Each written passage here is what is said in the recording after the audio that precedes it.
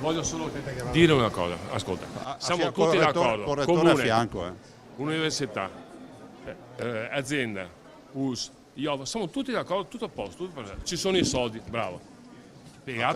Spiegatemi perché ci mettiamo 10 anni. No, non è contestare lui, contestare il sistema, non il regione. Perché se io avrei una soluzione, stazione appaltante il sindaco Giordani. Va bene? È già sbiancato? No.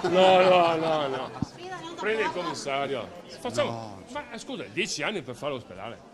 No, scusa, se devi fare le sceneggiate davanti alla televisione no. Guardate. Ma perché ci mettiamo 10 anni? Lo spiego io perché ci mettiamo 8-10 anni. No, perché la burocrazia prevista oggi in un appalto pubblico, soprattutto in un paese nel quale fa più figo dire che il vicino di casa è ladro piuttosto che bravo una persona per bene, ci porta ad avere un rispetto ossequioso di tutte le norme. Questo è quello che sta accadendo e le norme sono chiare perché c'è tutta una procedura con un cronoprogramma che potete controllare. Ma non possiamo che non tutti passi insieme accorciare?